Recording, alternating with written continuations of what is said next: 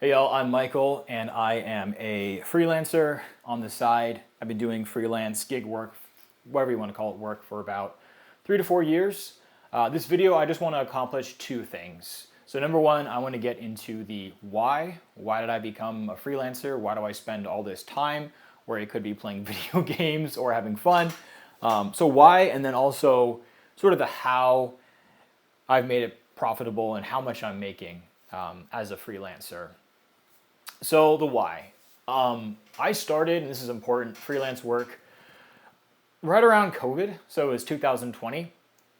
And what I saw was a shift in the world and a shift in predictability in the workplace. So I work in tech and it's scary.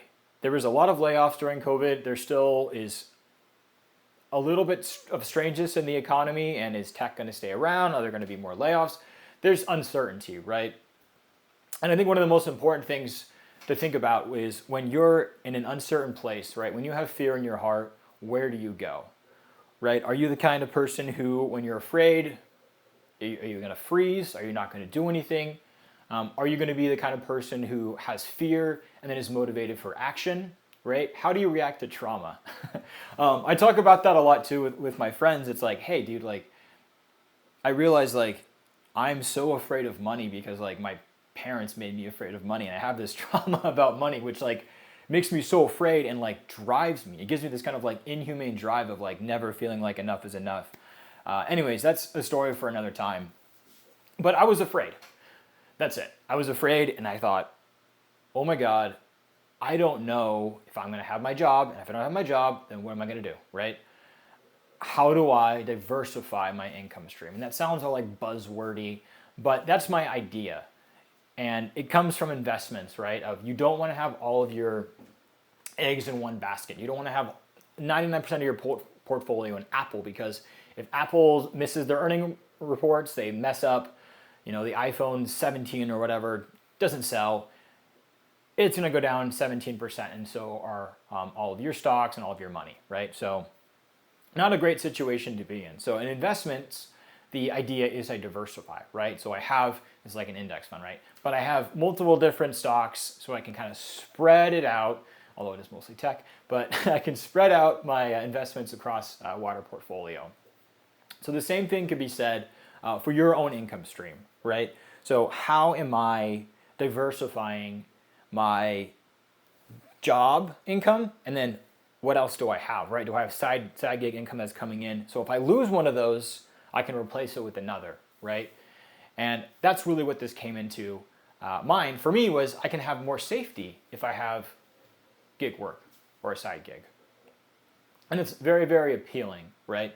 Especially being a millennial. I'm only 32.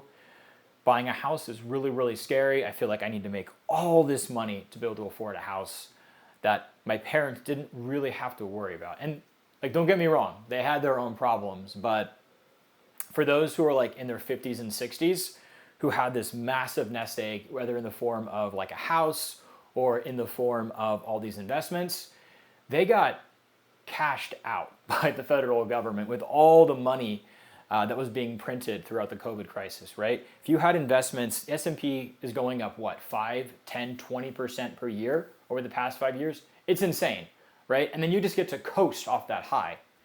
And we don't get that. Maybe there'll be some miracle with AI. We'll never have to work again as millennials, but we don't have that luxury. So I don't want to be like, compare myself to other generations. I don't want to be all doom and gloom, but just realizing like this is where we're at.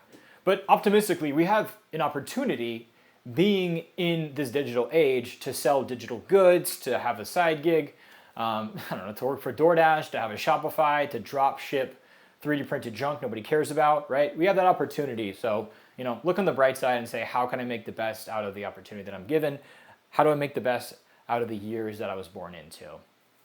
So that's my why. The how, and more income and how much I'm making. So I have 2 side gigs right now. I have a content writing side gig, then I have a sort of 3D printing, resin printing, whatever you want to call it, business. This is a Asterion from Baldur's Gate. Those have both gone off the ground in the past. Well, the 3D printing one, I took a break, but that was about probably a year I've worked on it.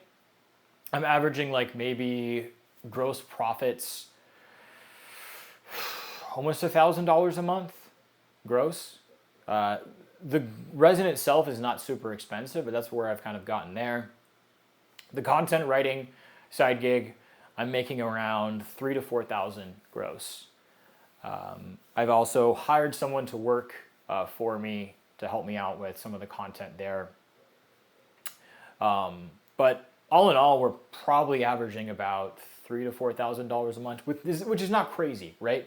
$3,000 to $4,000 a month, at least in California where I'm at, is not an insane amount of money, right? But it's another income stream that I could possibly rely on. And the last thing that I'll say, because this video is getting kind of long, but you should, I think everyone should, be focusing your energy, or the most of your energy, on activities that are scalable. What I mean by that is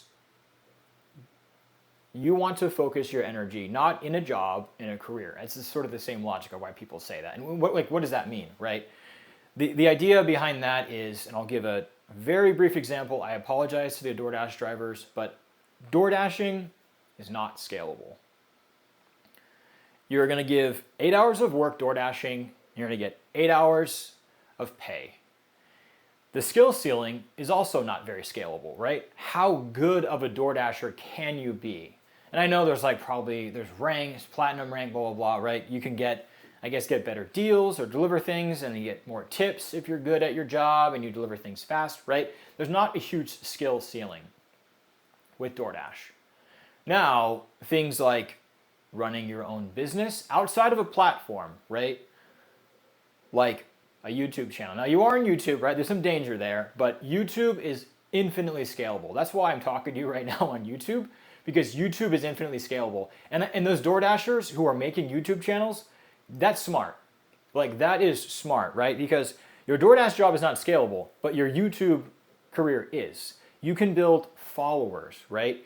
And you can shoot a video for 5 minutes, and that video can be watched 6,000, 20,000, 300,000 times, right? And you don't have to, it sounds like a silly example, right?